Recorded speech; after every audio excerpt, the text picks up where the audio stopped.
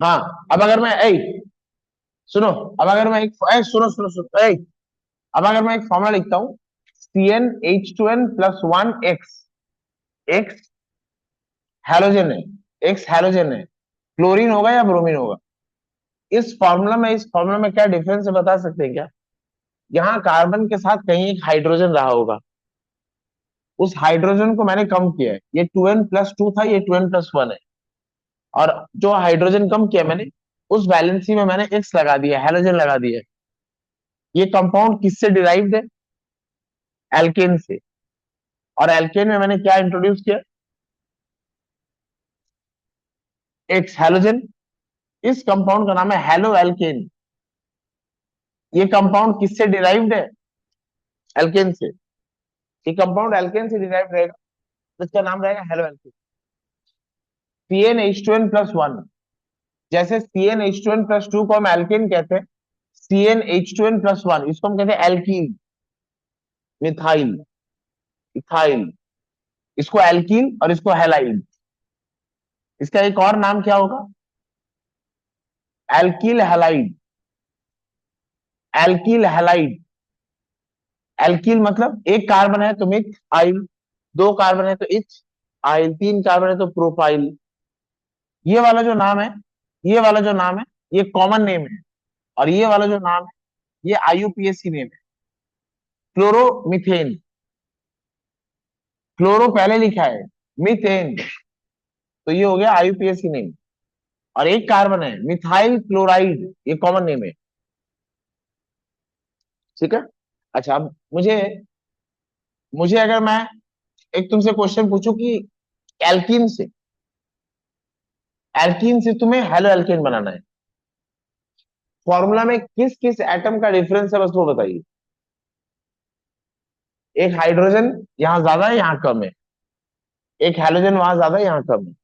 मतलब एल्कीन से कभी भी तुम्हें हेलो एल्केन बनाना है, तो एक हाइड्रोजन और एक हेलोजन ऐड करना है।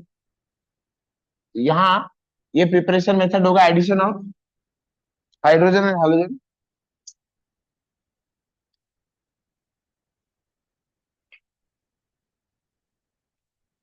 हेलो। हाँ जी।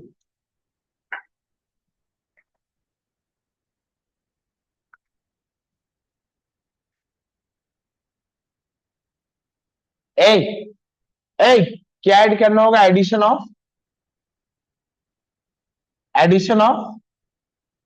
HX।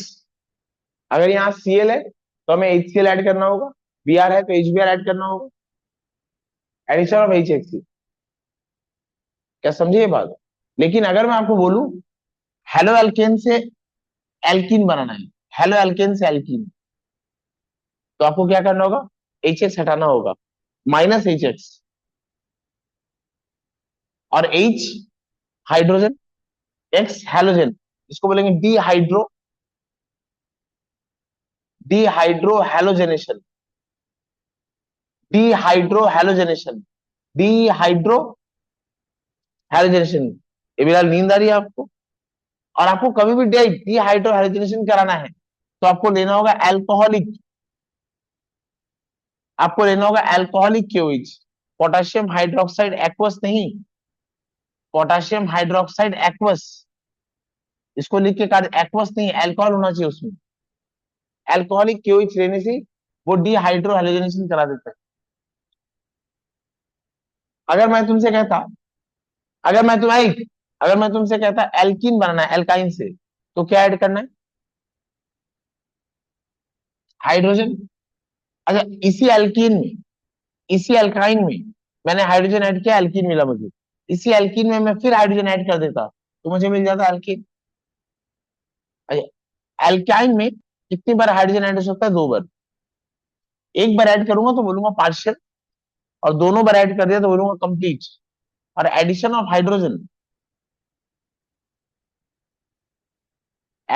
हाइड्रोजन, ये जनरल केमिस्ट्री में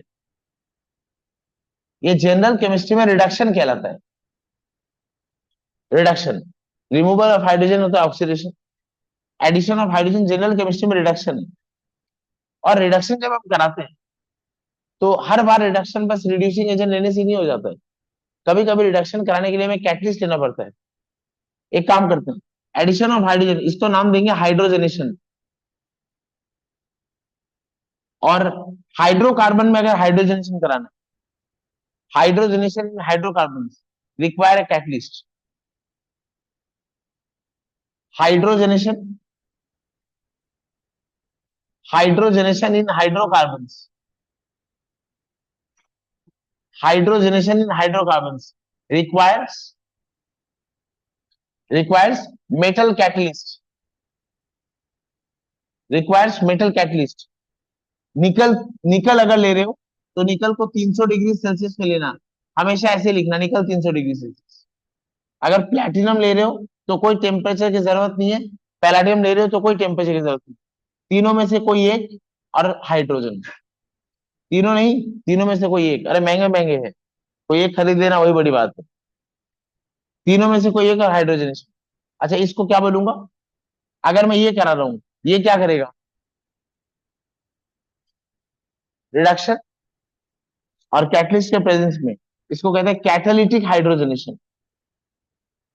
कैटालिटिक हाइड्रोजन, तीर्थंकर क्वेश्चन तो बस इतना सही आता है, during catalytic reduction, during catalytic reduction of ethyne to ethene, what is the catalyst used and what should be the temperature? निकल एंड 300। अच्छा ये रिडक्शन को क्या बोलूंगा, इसको बोलूंगा कैटालिटिक पार्शियल कैटालिटिक हाइड्रोजनेशन। ये भी क्या है, ये, अरे ये कंप्लीट हो गया ना यार, यहां अगर तुम आ गए इसके बाद और रिडक्शन होगा क्या, इसके बाद और कोई रिडक्शन नहीं, तो ये कंप्लीट हो गया, complete catalytic, complete catalytic hydrogenation.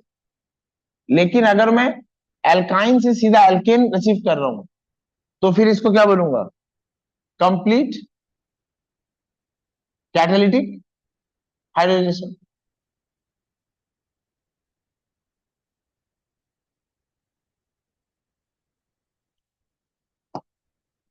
Alkane ऐसे हाइड्रोकार्बन होते हैं, नेक्स्ट नोट, एल्केन्स ऐसे हाइड्रोकार्बन होते हैं, alkane plus anything, alkane plus anything, no reaction. ये एनीथिंग क्या क्या हो सकता है, अभी तक हमने HCl एमोनिया H2SO4 में जो जो पढ़ा है मैं लिख रहा हूं, एनीथिंग में या तो ये एसिड हो सकता है, मैंने KNO3 का रिएक्शन H2SO4 से कराया था HNO3 बनाने के लिए, उसमें H2SO4 कॉन्सेंट्रेटेड था, वो कैसा बिहेव कर रहा था, नॉन वोलेटाइल। अच्छा ये एनीथिंग बेस हो सकता है, जब हमने अमोनिया का प्रिपरेशन पढ़ा था तो हमने क्या किया था, ए बेटिया नींद आ रही है, तबीयत खराब है, ध्यान से सुन। जब हमने अमोनिया का प्रिपरेशन किया था तो हमने क्या किया था, heating of ammonium salts with strong alkali, तो वो क्या था, बेस। अच्छा फिर ये रिड्यूसिंग एजेंट हो सकता है, एमोनिया के रिएक्शन में जब कॉपर ऑक्साइड का एमोनिया के साथ रिएक्शन कराया था तो एमोनिया उसमें रिड्यूसिंग एजेंट की तरह काम कर रहा था, CO plus HNO3, 3CO plus 2 HNO3, 3CO plus N2, उसमें अमोनिया कैसा काम करता है, रिड्यूसिंग एजेंट।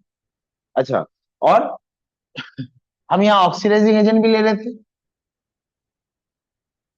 ऑक्सीडाइजिंग एजेंट, जब कार्बन का कॉन्सेंट्रेटेड H2SO4 के साथ रिएक्शन कराया था, कार्बन CO2 में कन्वर्ट हो गया था, तो वहां कॉन्सेंट्रेटेड H2SO4 ऑक्सीडाइजिंग एजेंट की तरह काम करता है। तो मैंने अभी तक जो जो पढ़ा था, acid base reducing agent oxidising agent, मैं एल्केन में वो सब कुछ लिया और कोई रिएक्शन नहीं होता है। बताइए इससे एल्केन के बारे में आप क्या कंक्लूड कर सकते हैं, ये बहुत स्टेबल है, तभी तो रिएक्ट नहीं कर रहे, क्योंकि ये कोई रिएक्शन नहीं हो रहा है, तो कंक्लूजन यही निकल के है, एल्केन्स आर स्टेबल।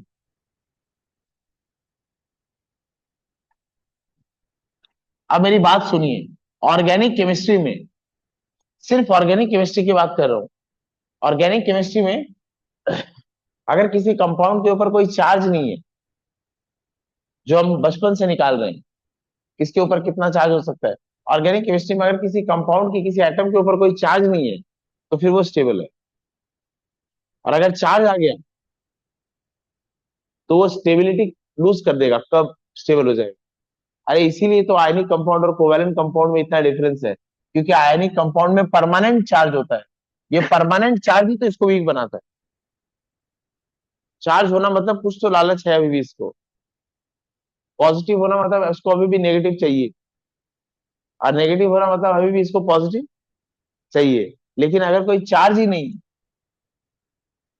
इसमें कोई चार्ज नहीं, इसको क्या चाहिए? कुछ नहीं।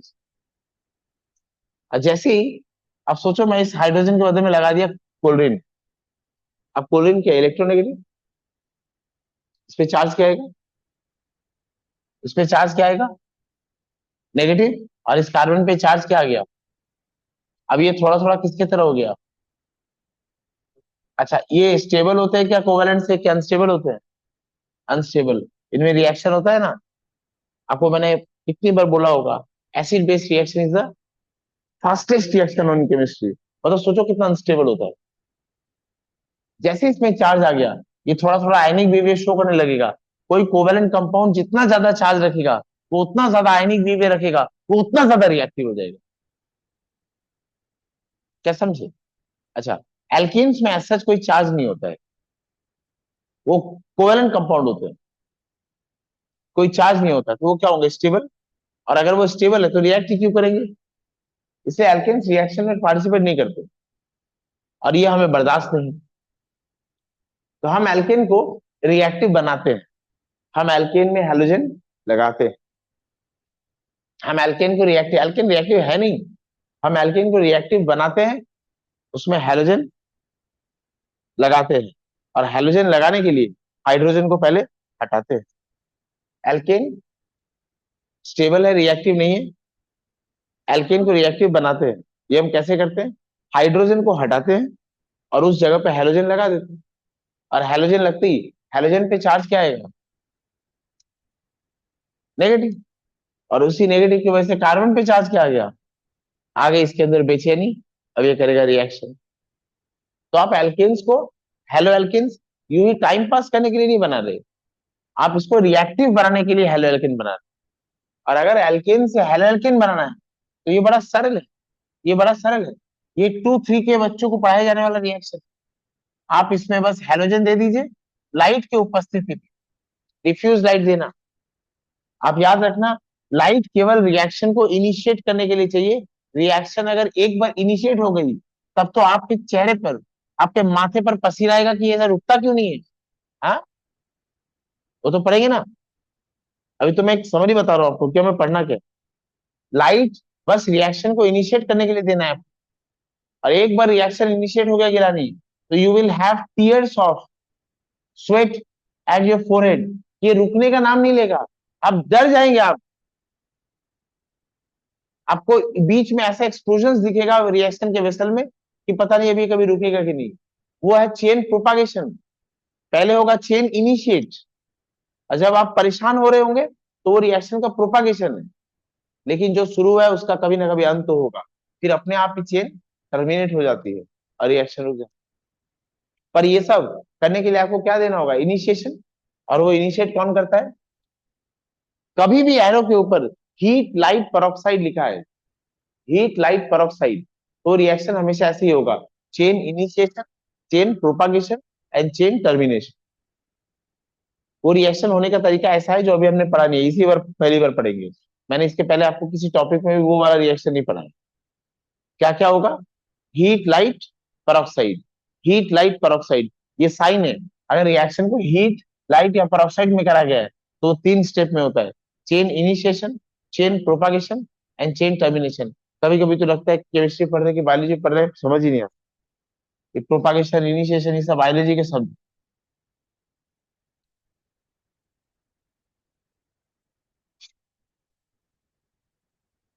बायोलॉजी, बायोलॉजी केमिस्ट्री जैसा है। अच्छा, केमिस्ट्री चुराया है। ए, पूरी की पूरी बायोलॉजी तो ऑर्गेनिक केमिस्ट्री है भाई। तुम तुम सेल का कोई भी कंपोनेंट निकाल लो, उसको तोड़ो, बायोलॉजी टीचर से बात कीजिए आप तसल्ली से कि सेल का जो कंपोनेंट है उसको आप तोड़िए। वो लास्ट में कहाँ पहुंचाएगी, बातें नहीं आपस में। वो लास्ट में कहाँ पहुंचेंगे, अमीनो एसिड्स में। वो लास्ट में पहुंचेंगे अमीनो एसिड्स में। क्या, वो क्या है?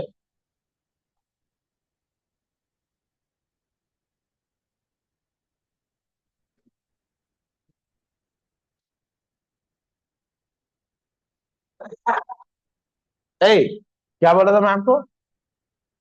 एमिनो एसिड्स में आएंगे, और एमिनो एसिड्स केमिस्ट्री, वो आपको chemistry. The basic component of life, to sustain life you need proteins, and proteins के जो प्राइमरी स्ट्रक्चर में आता है वो अमीनो एसिड।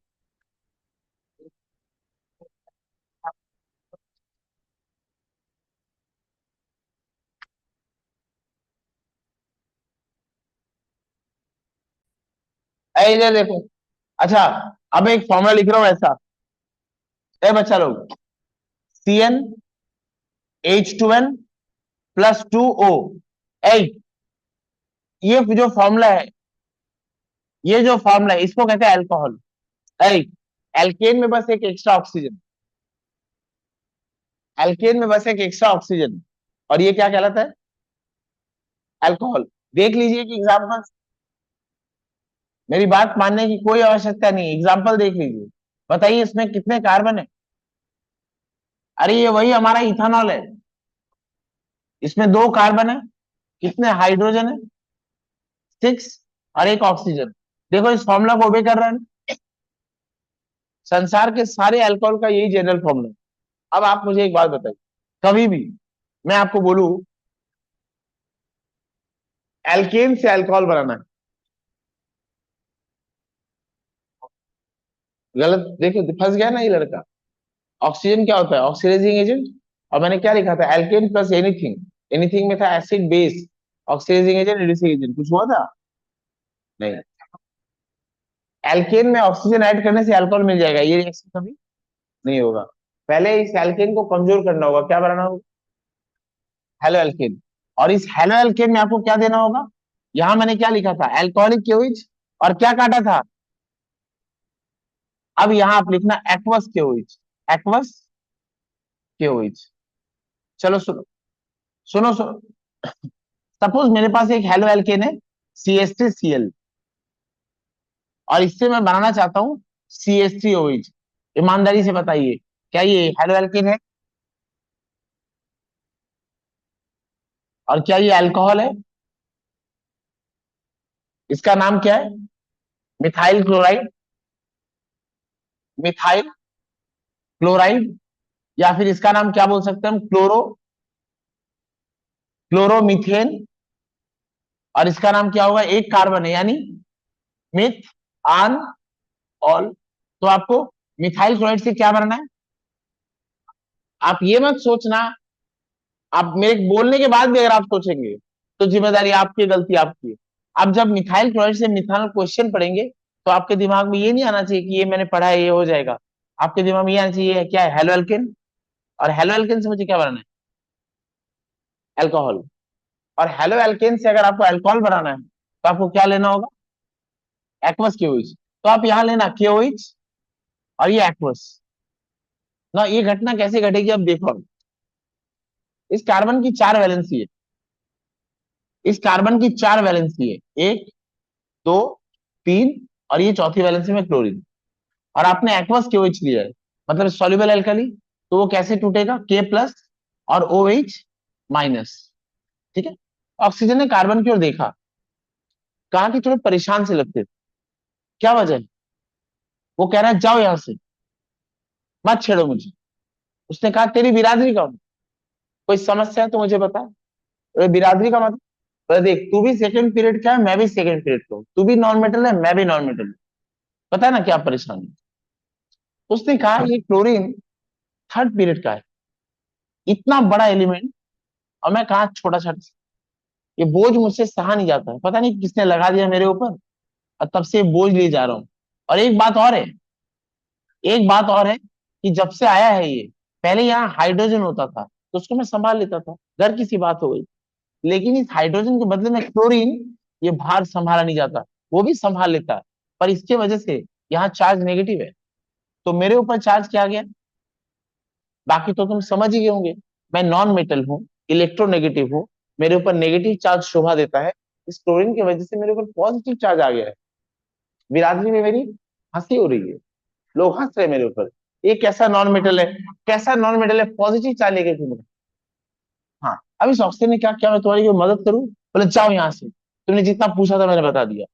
कहा सुन, एक फायदा तो तुझे मैं करा दूंगा।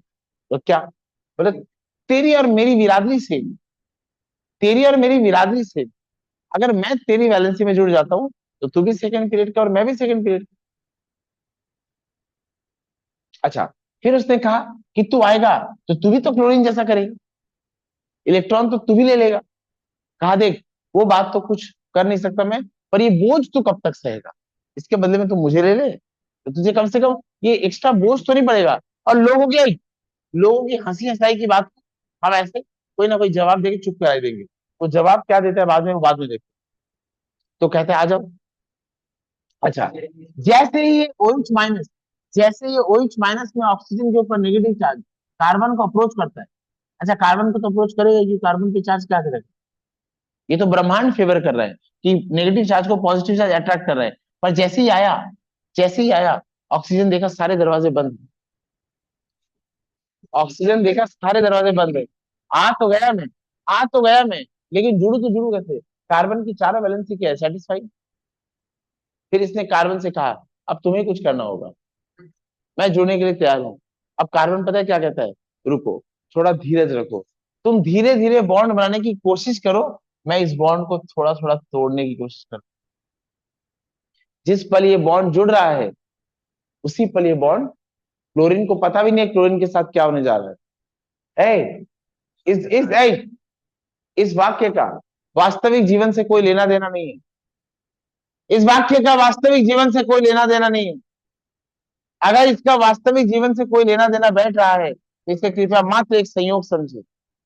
जिस पल जिस पल जिस पल कार्बन जिस पल कार्बन, मेरी बात एक एक बात जो मैं बोल रहा हूँ वो केमिस्ट्री के मैकेनिज्म से, वो केमिस्ट्री की हार्डकोर थ्योरी है।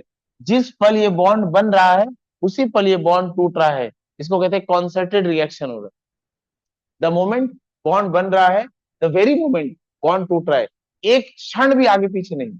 ऐसा हो ही नहीं सकता है कि पहले बॉन्ड टूट गया फिर बॉन्ड ब्रेक किया है, पहले बॉन्ड फॉर्म हो गया उसके बाद ब्रेक किया है। ऐसे में तो कार्बन की कितनी वैलेंसी हो जाएगी, ये टूटने के पहले अगर कार्बन ने ऑक्सीजन से बॉन्ड बना लिया तो कार्बन की कितनी वैलेंसी हो जाएगी, 5।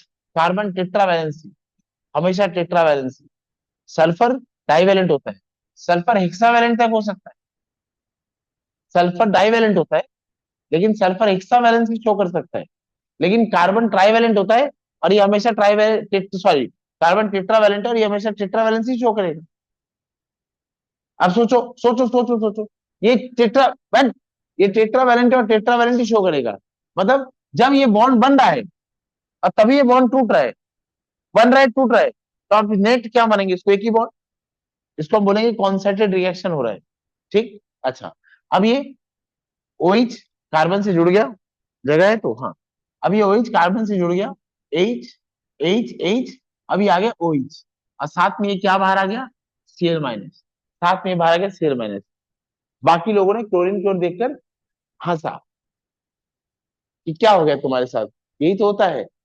फिर मैं कह रहा हूँ इनका वास्तविक जीवन से कोई लेना देना नहीं है, इनका वास्तविक जीवन से कोई लेना देना नहीं। बाकी सब क्लोरीन के ऊपर हंस रहे कि और भाई आ गया स्वाद है, निकाल दिए हैं। हंसने में और मुस्कुराने में फर्क है, हंसना कमजोर लोगों का काम है, और जो ताकतवर होते हैं मुस्कुराते हैं। तुम सुनो, मैं तुमसे कह रहा हूँ पीरियडिक टेबल के एक क्लोरीन को छोड़कर, पीरियडिक टेबल के एक क्लोरीन को छोड़कर 117 एलिमेंट आए क्लोरीन के ऊपर हंसने, सब आए। यार कैसा लग रहा है। अच्छा, सब हंस रहे थे, सब हंस रहे थे, केवल क्लोरीन मुस्कुरा रहा था। अच्छा, अब सब ये सोच रहे कि हम इतना हंस रहे हैं और ये मुस्कुरा रहा है, सबके सब भूल गए थे, सबके सब हल्लास और उठा ये उल्लास में भूल गए थे कि क्लोरीन इलेक्ट्रॉन लेके बाहर आया है। क्लोरीन -1 के बाहर आया है, क्लोरीन इलेक्ट्रॉन लेकर बाहर आया है। एक पल के लिए याद दिलाओ आपको, एंटायर पीरियोडिक टेबल में chlorine is the only element having highest electron affinity. Chlorine electron लेके आया बाहर, अपना ऑक्टेट कंप्लीट करके बैठा है। सब हंस रहे थे, वो मुस्कुरा रहा था। अब मुझे और रिएक्शन करने की कभी नौबत ही नहीं आएगी। आप समझे? और अच्छा सुनो ना, अब बोलोगे तुम तो अकेले हो गए, तुम्हारे पर नेगेटिव चार्ज है। फिर वो मुस्कुरा रहा था, ए मूर्ख, तुझे जवाब देना मैं जरूरी नहीं समझता। ये K+ मेरे इस नेगेटिव चार्ज को न्यूट्रल बना के रखे। अच्छा, इसके साथ क्या हुआ है? इसके साथ क्या हुआ है? अच्छा, यहाँ लोग कार्बन को भी नहीं छोड़ रहे, यहाँ लोग बैठे हैं परेशान करने के लिए। कहा कि सुनो, क्या बेवकूफ हो तुम, नेगेटिव चार्ज पहले भी था, और ऑक्सीजन तो और इलेक्ट्रोनेगेटिव है, ऑक्सीजन तो और इलेक्ट्रोनेगेटिव है, ऑक्सीजन और इलेक्ट्रोनेगेटिव होने के कारण इस पर और नेगेटिव चार्ज है, तुम्हारे पर और भी पॉजिटिव चार्ज है। सिर्फ परेशान किया जा रहा है ऑक्सीजन को। अब ऑक्सीजन कार्बन ये सोच रहा है कि मैं आके कोई गलती तो नहीं कर दिया, मैं क्लोरीन के साथ रहता तो ये अच्छा रहता, ऑक्सीजन के साथ रह के मैंने कोई गलती तो नहीं कर दी, चार्ज तो और बढ़ गया। फिर ऑक्सीजन उसे बैठ कर समझाया, अरे पगले, तू सेकंड पीरियड का और मैं भी सेकंड पीरियड का। अच्छा, तुझे क्लोरीन के साथ बॉन्ड तोड़ने में कोई एक्स्ट्रा एनर्जी लगी थी क्या? मैं आता गया और तू उसे तोड़ता गया। लेकिन अब इन सब से बोल कि तेरा और मेरा बॉन्ड तोड़ के दिखाए। बोल बोल बोल। उन्हें बोल कि हाँ मेरे ऊपर पॉजिटिव चार्ज तो है ऑक्सीजन की वजह से, पर चलो ये बॉन्ड तोड़ के दिखाओ। ये दोनों सेकंड पीरियड के एलिमेंट है भाई, बहुत स्ट्रॉन्ग कोवलेंट बॉन्ड बना है, चार्ज है, मैं स्वीकार नहीं कर रहा, चार्ज है, लेकिन ये बॉन्ड बहुत स्ट्रांग है। और उसके बाद फिर ऑक्सीजन ने कहा था, इसके बाद अगर कोई थोड़ा पढ़ा लिखा के तुम्हें छेड़ने लगे ना, तो सिर्फ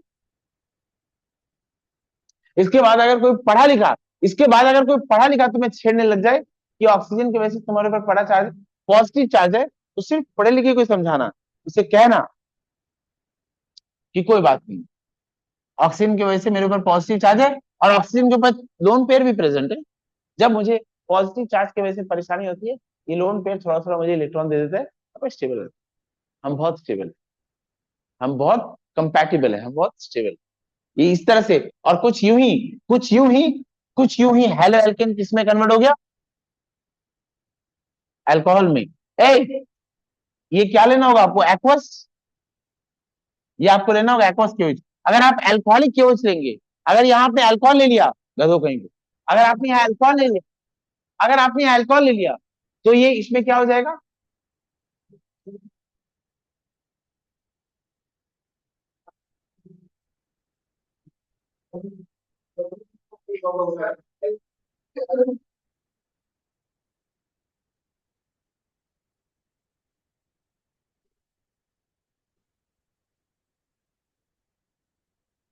चलो इसका नाम देते हैं स्वास्तिक रिएक्शन।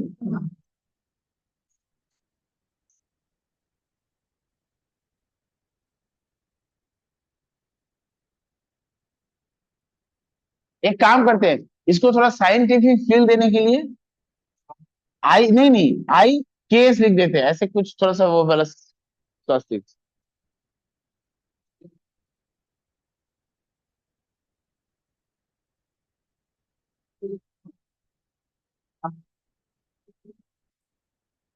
अब आप मजाक के हो जा रहे हैं, मुद्दे से हट रहे हैं। जब आप हेलो एल्केन एक्वस केओएच लेंगे तो आपको अल्कोहल मिलेगा, और इसी हेलो एल्केन में अगर आपने केओएच यहाँ ALC अल्कोहलिक लिखा होता, तो फिर डीहाइड्रो हैलोजनेशन हो जाता और आपको एल्कीन मिलता। डीहाइड्रोजनेशन होता और क्या मिलता? एल्कीन। अच्छा, तो अगर मैं ये बना रहा हूँ, अल्कोहल बना रहा हूँ हेलो एल्केन से, तो मुझे क्या लेना होगा? अल्कोहल बनाना है हेलो एल्केन से, क्या लेना होगा? Aqueous KOH. Next, next. अच्छा, अब रिएक्शन में दोबारा लिखता हूं।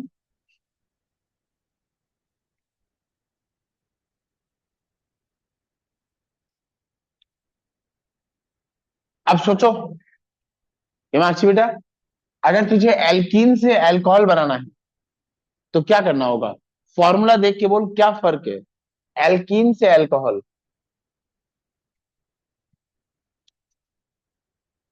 मान जाऊंगा बेटा तुझे, सोच के बता। कंपेयर करोगे तो अल्कोहल में H2O ज्यादा है, H2 और O ज्यादा है, मतलब वाटर। तो अगर आपको कभी भी एल्कीन से अल्कोहल बनाना है, अगर आपको कभी भी एल्कीन से अल्कोहल बनाना है, तो एक्चुअली में वाटर ऐड करना होता है। और वाटर ऐड करने के लिए वाटर ऐड करने के लिए आप ट्रेसेस आप ट्रेसेस ऑफ एसिड लेंगे, एकदम एक दो ड्रॉप कॉन्सेंट्रेटेड H2SO4 के। अब थोड़ा सुनो, इस रिएक्शन में एसिड रिएक्शन को हेल्प करता है, खुद यूज नहीं होता है। अगर इस रिएक्शन में जो मैं एसिड ले रहा हूं वो यूज होता, तो इसको हम कहते हैं acid promoted reaction. Acid reaction को प्रमोट कर रहा है। लेकिन अगर एसिड की उपस्थिति में रिएक्शन केवल हेल्प हो रहा है, एसिड यूज नहीं हो रहा, तो इसको कहते हैं एसिड कैटालाइज्ड। अगर एसिड यूज हो रहा है तो उसको बोलते हैं एसिड प्रोमोटेड, और अगर एसिड केवल हेल्प कर रहा है तो उसको बोलेंगे एसिड कैटालाइज्ड। केमिस्ट्री में दो तरह के रिएक्शंस होते हैं, कुछ रिएक्शन एसिड प्रोमोटेड भी होते हैं, कुछ एसिड कैटालाइज्ड होते हैं।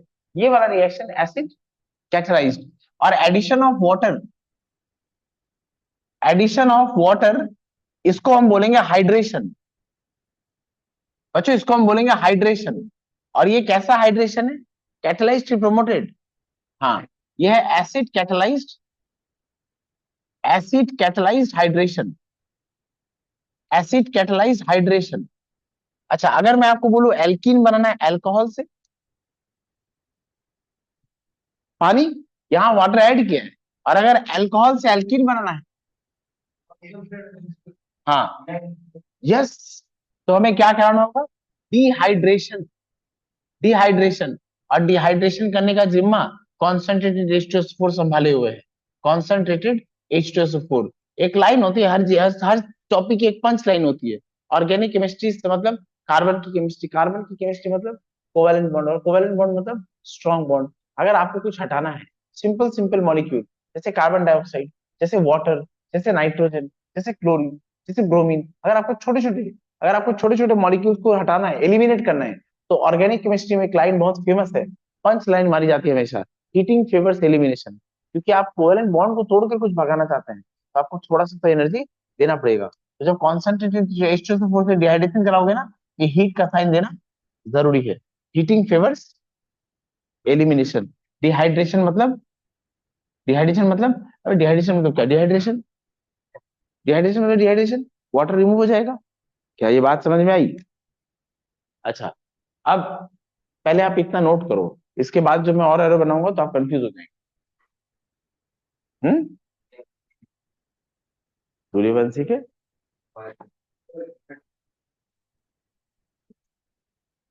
रिएक्शन नंबर 1, अगर मैं आपको कन्वर्ट करने बोलता हूं ethene to ethane,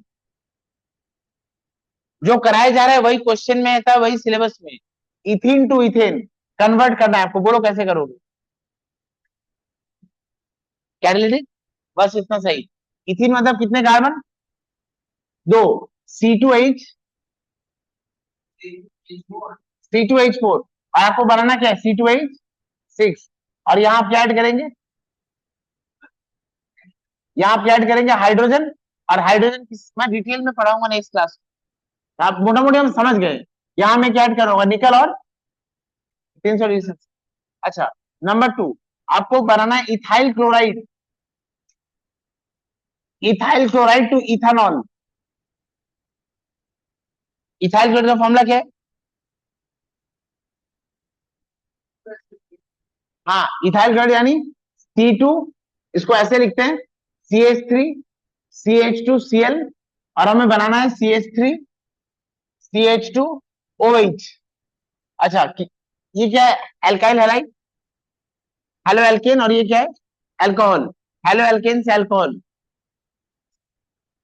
aqueous, aqueous KOH, plus हमें क्या मिलेगा?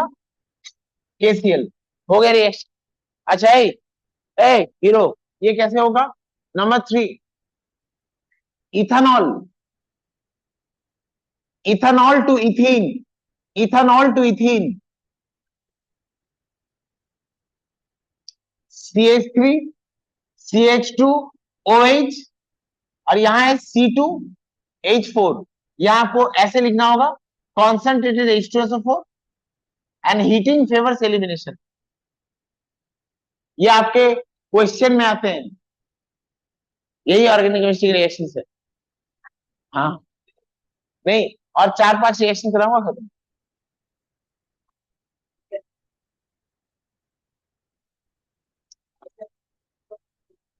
अब दो क्लास कराऊंगा तब सब समझ आ जाएगा। लिख लो, जाओ स्कूल। नहीं नहीं, कुछ नहीं मिटा।